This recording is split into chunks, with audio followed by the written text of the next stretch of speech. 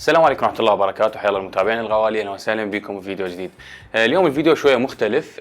طبعا من فترة كنت فاتح لايف، فأحد الأخوة كاتب لي إنه أسعار موبايلات مبالغ بها يمنا.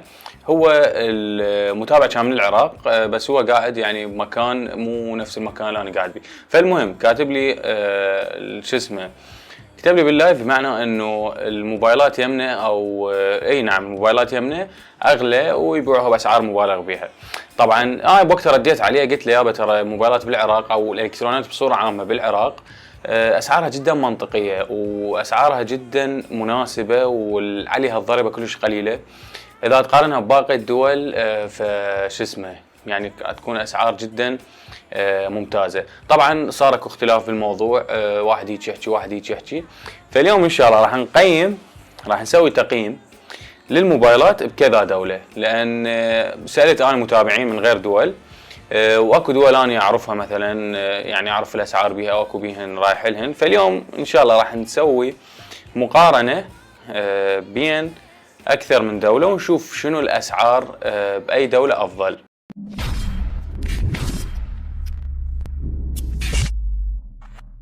اهلا وسهلا بكم مره ثانيه اعزائي المشاهدين. طبعا ايش راح نسوي؟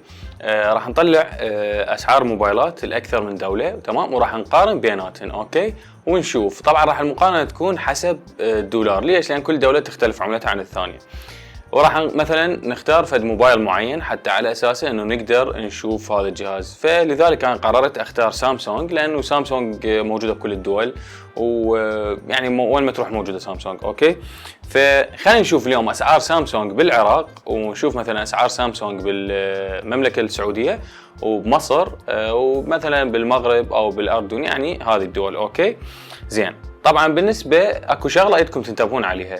الشغله الاولى اللي هي انه اذا سعر الصرف عندك انت تعبان مقابل الدولار، ما لها علاقه اذا هذا الموبايل مثلا رخيص او غالي، هذا الموضوع ما له علاقه. مثلا اذا انت عملتك تعبانه، فهذا الموضوع ما له علاقه اذا انه انت الموبايل دا يجيك او القطعه دا تجيك غاليه، هذا الموضوع ما له علاقه. الموضوع اللي له علاقه انه انت تشوف الجهاز الالكتروني او الموبايل او الى اخره، الضريبه مالته اذا عاليه، فهذا الموضوع هو راح ياثر على سعر الموبايل. على العموم بدون ما نطول، بس قلت لكم تذكروا هاي النقطه.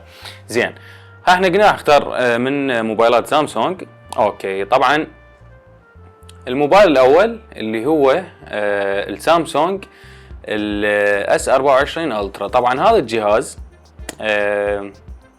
مثل ما تشوفون، طبعا هذه يعني ستور عشوائي طبيت عليه وشفت الاسعار مالته، بس هي بصوره عامه نفس الاسعار، يعني تقريبا نفس السعر، اوكي. مثلا الاس 24 الترا ال 512 سعره بالعراق 1,435,000، اوكي.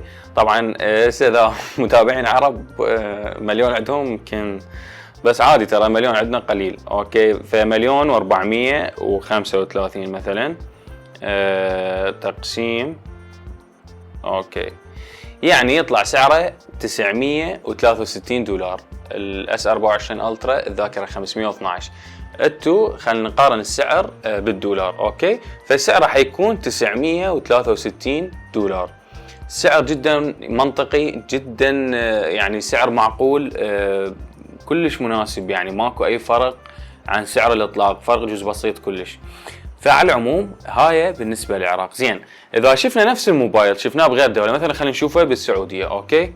طبعا بالسعوديه انا صراحه ما اعرف يعني شخصيا محلات او متواصل ويا محلات شخصيا، بس كتبت طلع لي هذا الموقع، يعني ابد مو اعلان بس هو طلع لي هذا الموقع، اوكي. زين، خلينا نشوف نفس الجهاز الاس 24 الالترا، نشوف الذاكره 512. طبعا هنا دا يطلع لي بس الذاكره 256، اوكي. عود احنا نزيد $100. الذاكره 256 مثل ما تشوفون هاي بالسعوديه، الذاكره 256 سعرها وين السعر؟ اوكي 5,399 ريال سعودي. طبعا هسه راح تقول لي شوف هنا عندهم ارخص، مو ارخص، بس هو انت العمله عندك يعني مو نفس العمله موجوده بالسعوديه، اوكي. فهي نفس الفكره، مثلا 5,399 ريال سعودي. زين، اذا جينا قسمناها مثلا، يعني شوف بالريال السعودي 5000 ما اعرف اذا هاي المعلومه صحيح او غلط، بس انا حسب جوجل، حسب الصيرفه مال جوجل 5399 ريال يطلع عندك 1438 دولار. فهذا للذاكره ال 256. فبالعراق اذا انتبهتوا قبل شويه الذاكره ال 512 سعرها اساسا ما واصل 1000 دولار. ما اعرف صراحه يعني اذا هذا الموقع مبالغ به حسب يعني حسب الستورات او المحلات الموجوده بالسعوديه، بس السعر ده يطلع فرق بال 400 دولار عن العراق، مع العلم الذاكره اقل. اوكي طبعا هذا الموضوع معروف هو او مو معروف، بس بالعراق الالكترونيات الضريبه مالتها كلش قليله. يعني اذا تقارنها باي منتج ثاني الالكترونيات بالعراق ضريبتها اكو اصلا الكترونيات ما عليها اي ضريبه. فمثل ما تشوفون هنا عندنا 1408 سيطلع غلط بس يلا ما يخالف. المهم احنا قلنا 5399 ريال يطلع 1438 دولار. اكتبوا لنا اذا هذا صحيح او غلط او ما اعرف، جزء راح امسح الفيديو.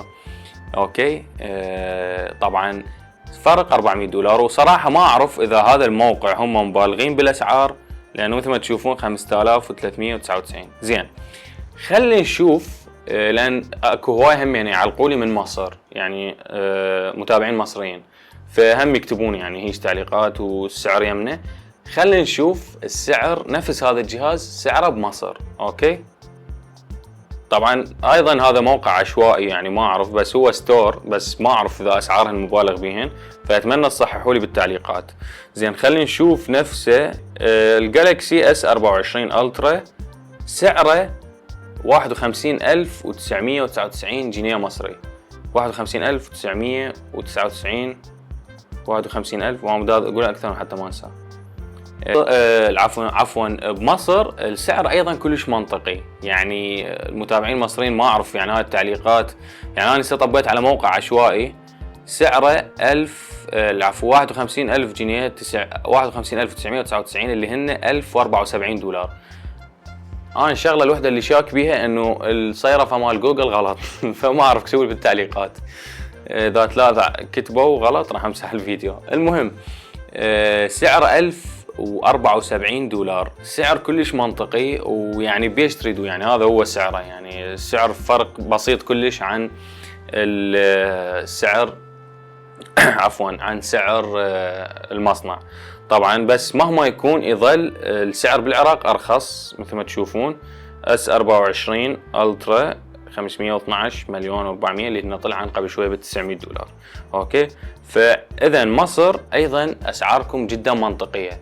طبعا احنا قارنا بموبايلات سامسونج، لان موبايلات سامسونج خلينا نقول متعارف عليها او فشي ستاندر بالسوق، وين ما تروح موجوده، فالتسعير راح يكون منطقي من بلد لبلد. اوكي زين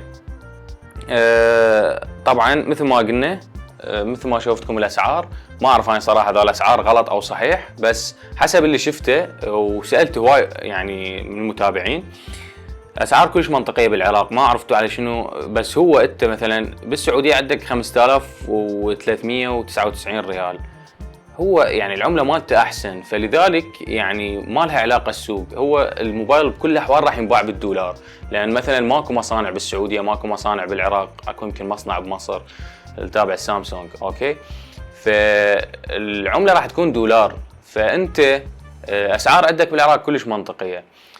بغير بلدان احنا شفنا مصر مثلا، شفنا السعوديه مثلا، على سبيل المثال الاردن اسعار مالتهم جدا مبالغ بيها. يعني كل جهاز تلقاه هنا، طبعا انا احكيكم شخصيا انا شايفهن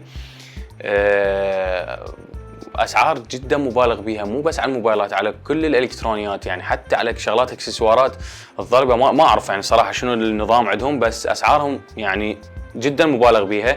كل جهاز عليه يعني فرق اقل شيء تلقاه عن العراق 300 400 دولار.